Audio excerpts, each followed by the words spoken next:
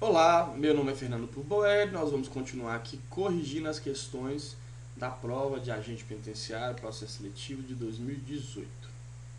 Nós paramos aqui na questão 21, vamos continuar agora no Código de Ética e Estatuto do Servidor Público do Estado de Minas Gerais. Antes, deixa eu só colocar um aqui para dar uma relaxada. Qualquer um pode ser um monstro. Verdadeiro Dante é aquele lá da plataforma que eu não sei que...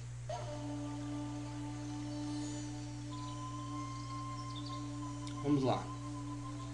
Questão número 21. Leia abaixo o artigo 14 do Código de Conduta Ética do Agente Público e da Alta Administração Estadual, decreto estadual tal, sabendo que Conselho de Ética Pública é tratado pela sigla CONSET.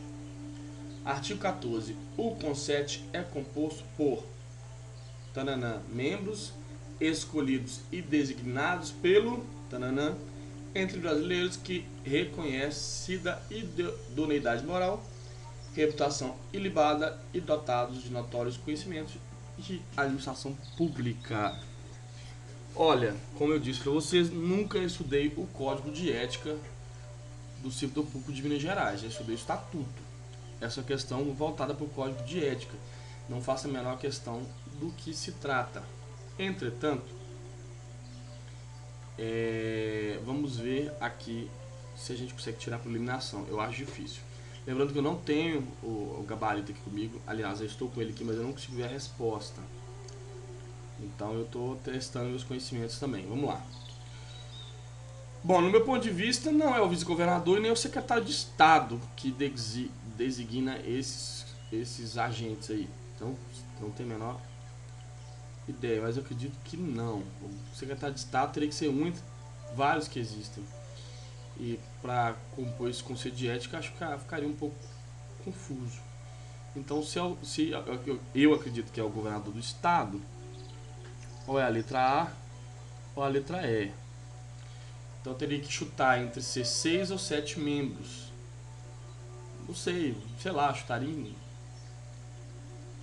chutaria na letra E, 7 membros do Estado. Confesso que é uma matéria que eu não dominei. Vamos ver qual é a resposta. Aí, exatamente, resposta letra E. Agora, as coisas a gente consegue tirar por dedução. Pensa só, como é que vai ser um secretário, dentre vários que existem no secretariado do governador, que vai definir a composição do Conselho de Ética? Sendo que o Conselho de Ética é uma coisa muito ampla. Você vai pegar um secretário para definir, sabe? É um pouco assim, fora de noção. O certo é mesmo quem está acima deles, né? Que é o governador, para definir sobre um tema que é mais amplo, que atinge inclusive os próprios secretários. Então eu acho que seria de muita responsabilidade um único secretário ter essa autonomia. Por esse ponto de vista, eu imaginei que seria o governador do estado. Eu chutei entre 6 e 7, foi aleatório e acertei. Vamos lá, questão número 22. Leia abaixo algumas disposições da Lei Estadual número 869 de 1952, que dispõe sobre o Estatuto dos Funcionários Públicos Civis do Estado de Minas Gerais. Tananã é um agrupamento de cargos da mesma profissão e de igual padrão de vencimento. Tananã é um conjunto de carreiras, de cargos isolados e de funções gratificadas. Questão muito fácil, gente. Questão muito fácil. Gente, um agrupamento de cargos, a primeira opção ali, da mesma profissão e de igual padrão de vencimento é uma classe.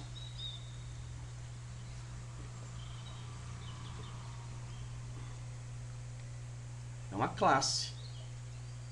Ou seja, se é uma classe, só pode ser a questão A. Vamos para a próxima opção. Tananã é um conjunto de carreiras, de cargos isolados e de funções gratificadas. Gente, imagina aqui comigo. Se é um conjunto de carreiras, de cargos isolados e de funções gratificadas, não pode ser a mesma carreira. Imagina no sistema prisional. Nós temos o quadro do sistema prisional, ou o quadro do presídio de Caratinga ali, O que compõe o quadro do presídio de Cratinga? A carreira de médico, a carreira de psicólogo, a carreira de analista, de técnicos administrativos, agentes penitenciários. Tá vendo? Um conjunto de carreiras ali. Carreiras de cargos diferentes, de cargos isolados também e de funções gratificadas, que é o caso aí das funções gratificadas, assessor de inteligência, diretor-geral, que recebe a sua gratificação por ocupar um cargo de chefia ou de assessoramento. Então, isso aí seria um quadro onde tivesse várias carreiras diferentes. Então, a resposta, obviamente, da questão 22 é a letra A. E é exatamente essa a resposta correta. 23. De acordo com a Lei Estadual número 869 de 52 e suas alterações posteriores, Estatuto dos Funcionários Públicos Civis do Estado de Minas Gerais, assinale a alternativa correta. A reversão será obrigatoriamente para o mesmo cargo.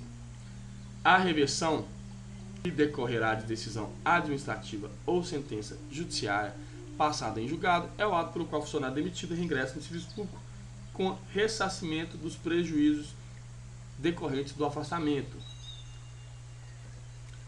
Reversão é o ato pelo qual o aposentado reingressa no serviço público após verificação em processo que não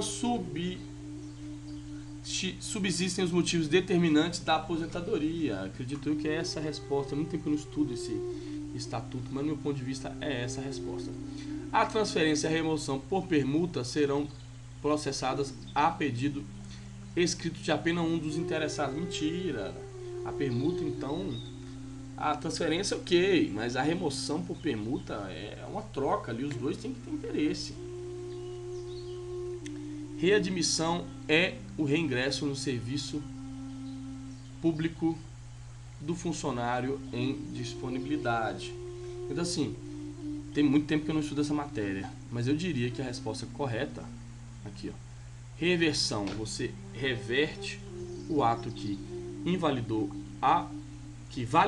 a aposentadoria de uma pessoa que foi aposentada, claro. E aí você vê que não subsistem mais os motivos determinantes da aposentadoria e essa pessoa volta ativa. Isso acontece quando ilegalmente, irregularmente, a pessoa é aposentada. Eu iria de letra C. E é exatamente essa a resposta correta. 23, letra C. Vamos para a próxima. 24. A Lei Estadual número 869, 1952, trata da aposentadoria do funcionário público ocupante de cargo de provimento efetivo. Sobre a aposentadoria, assinale a alternativa incorreta. A. O funcionário ocupante de cargo de provimento efetivo será aposentado compulsoriamente aos 80 anos de idade. Gente, questão matada aqui, questão assassinada aqui, logo na alternativa A. 80 anos de idade, bom, não sei, né, com esse Bolsonaro ganhando aí, não duvido que isso aconteça não, mas por hora não. Por hora, para o servidor público, é 60 anos de idade. 60 anos de idade. E, se não me engano, na iniciativa privada é 65. Então, quando ele atingir 60 anos de idade, ele é compulsoriamente aposentado com os proventos proporcionais ao tempo de contribuição. Mas vamos ver o restante das questões. O funcionário ocupante de cargo de provimento efetivo será aposentado quando verificada a sua invalidez para o serviço público. Correto, ele está inválido para o serviço público, ele vai aposentar, vai se licenciar, né? Vai entrar na inativa dos servidores, do quadro de servidores do funcionário público estadual de Minas Gerais. O funcionário ocupante de cargo de provimento efetivo será aposentado quando inválido em consequência de acidente ou agressão não provocada no exercício de suas atribuições ou doença profissional. Beleza, independente do que aconteceu com ele, se foi em decorrência do cargo ou não, ele vai ter sim a sua aposentadoria efetivada, caso ele não seja mais válido para o serviço público. É o que está acontecendo aqui, ó, quando inválido. O que acontece é que quando o cara, a pessoa, ela aposenta em virtude do cargo, ela tem alguns direitos a mais. Por exemplo, aposentadoria especial, a pessoa consegue tirar uma ajuda de custo do Estado para tratar da saúde e etc. Quando não é em razão do cargo, existem outras prerrogativas. Mas não é o que está pedindo aqui. Aqui está perguntando a respeito da aposentadoria. A pessoa vai ser invalidada, considerada inválida, e vai aposentar? Vai. Se é integral ou não, isso aí é outro tema. Não é o que vale para a nossa questão. Então essa questão está certa, portanto não é o que pede a nossa alternativa. O funcionário ocupante de cargo de provimento efetivo, gente, só para lembrar, isso vale só para funcionário de cargo efetivo, que tem um vínculo permanente com o Estado. Os cargos em comissão, os contratados, empregados públicos não gozam de estabilidade, portanto eles não têm um vínculo permanente com o Estado. Esse processo seletivo que vocês fizeram é para contrato administrativo, não entra nessa questão aqui do cargo de provimento efetivo. Tem muito menos direito do que os cargos efetivos, né? Se cada um passar aí e tomar posse, não se acomodem, procurem depois passar num concurso público de cargo efetivo, mesmo que fosse para ganhar menos, porque as vantagens são inumeramente maiores. Então vamos lá, o funcionário ocupante de cargo de provimento efetivo será aposentado quando acometido de tuberculose ativa, alienação mental, neoplastia, maligna, cegueira, outra doença que o incapacite para a função pública. Qualquer doença que incapacite ele para o exercício da função pública será motivo sim de aposentar a pessoa, né?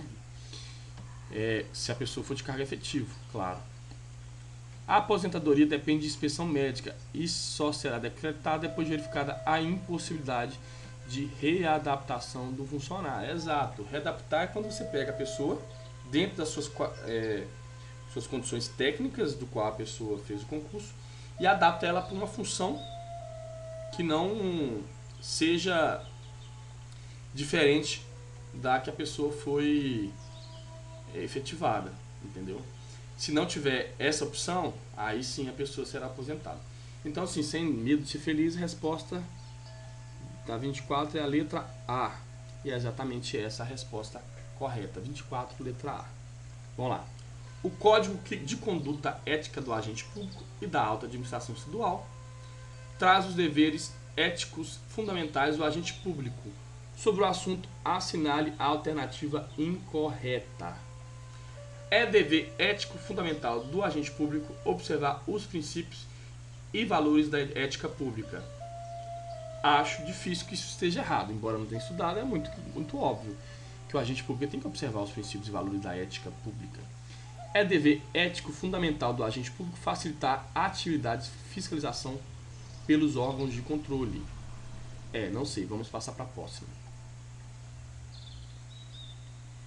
É dever ético fundamental do agente público participar de qualquer atividade que possa significar conflito de interesse em relação à atividade pública que exerce?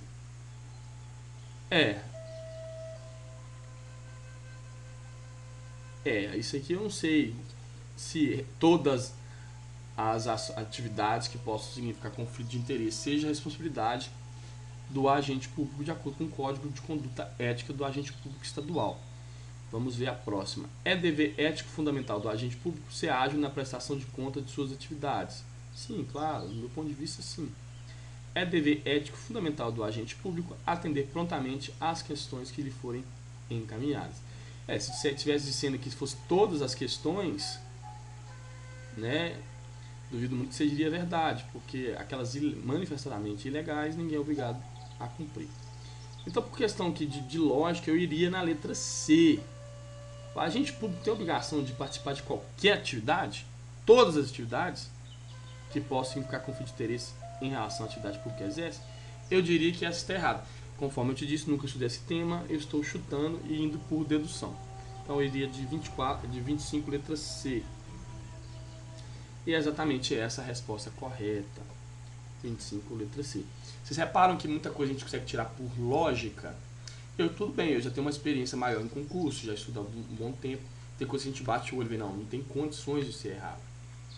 Dica: quando vier alguma questão dizendo assim, ó, qualquer atividade, todas as atividades, ou em nenhuma hipótese, ou sem exceções, isso aí tem uma grande chance de ser errado, porque a lei sempre admite, quase sempre admite alguma exceção.